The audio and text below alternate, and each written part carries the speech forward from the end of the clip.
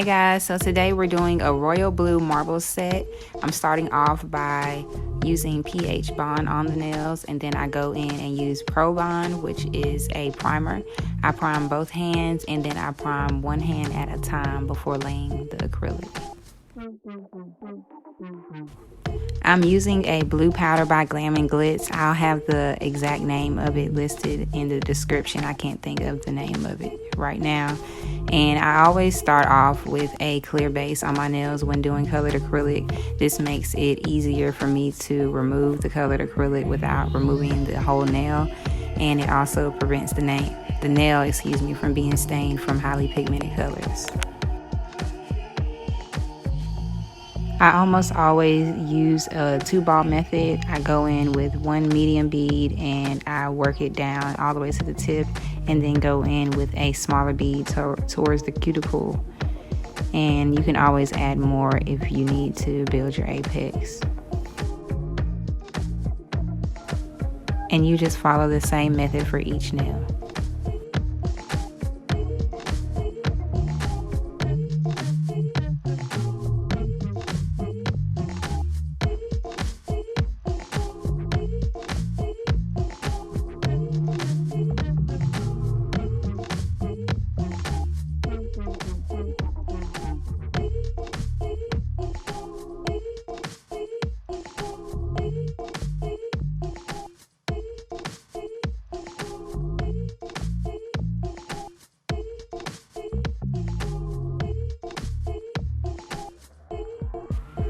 Now when you marble, you want to use a wetter bead than you normally would, and then you take the other color that you want to marble with and you place it on top, and you kind of just swirl them together.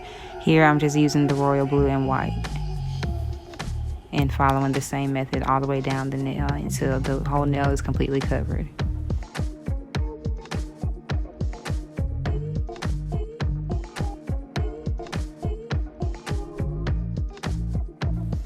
Be sure not to over manipulate the colors together, because you'll just create a big blob and it will no longer look like the marble design you're attempting to create.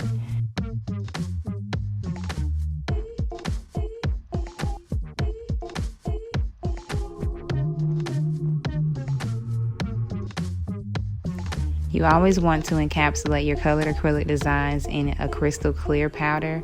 Here I'm using Young Nail Speed Clear, which is one of my favorites to use. You want to use a very wet bead so that it stays translucent, and you don't want to over manipulate it with your brush because you will create air bubbles. Also, when doing colored acrylic designs, you tend to use smaller beads than you normally would, so you would use the crystal clear in order to build up the apex. I'm just repeating the same method on this hand, starting with the ProBond to prime the nails for a second time. I found that this tremendously improved the adhesion of my clients' nails.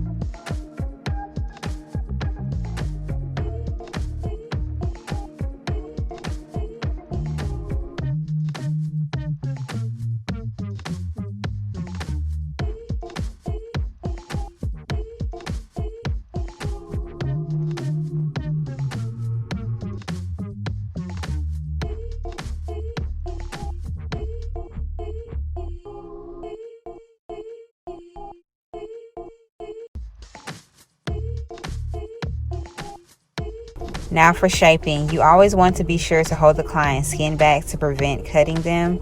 Hold the file straight up to be sure that you're creating a nice, clean, crisp edge.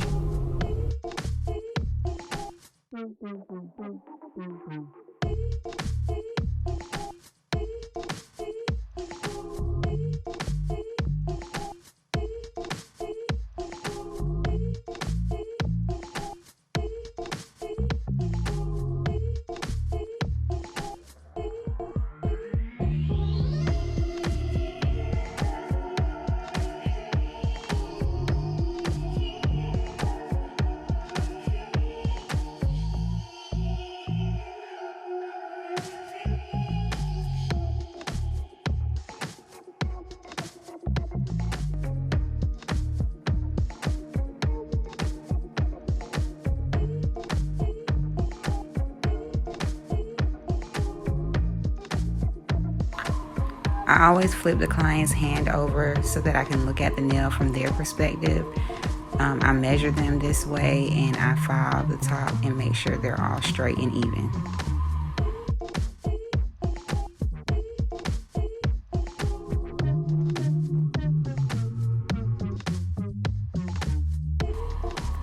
I use a carbide bit to file and shape the nails.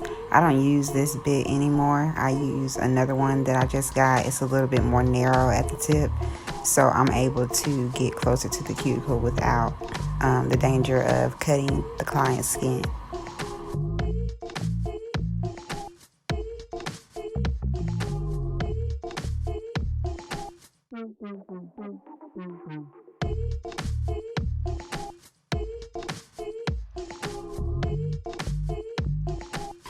And I always like to clean up under the nail as well. It creates a nice C-curve and it also gets rid of the excess acrylic that may have fallen under during application.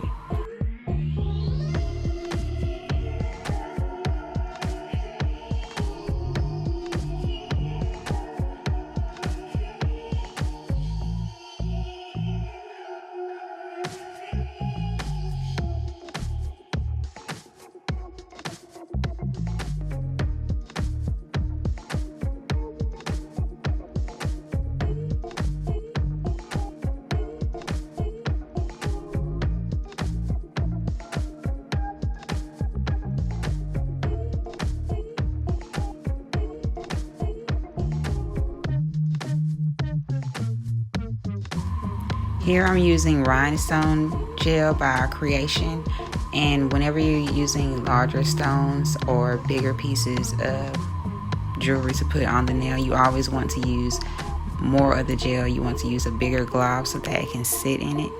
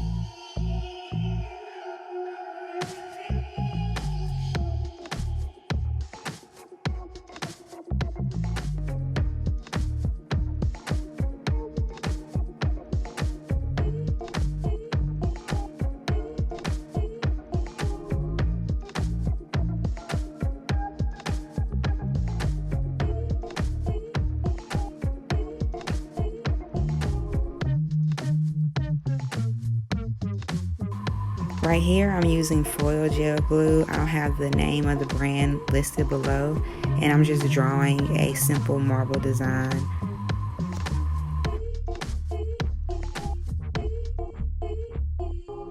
So after it cures, I take this gold foil and press it on top, and it leaves like a gold marble design.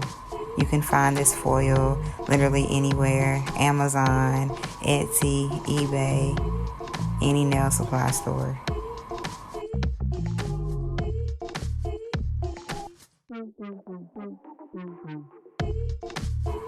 And Gelixir is one of my favorite top coats. It's a no wipe top coat and it stays super shiny.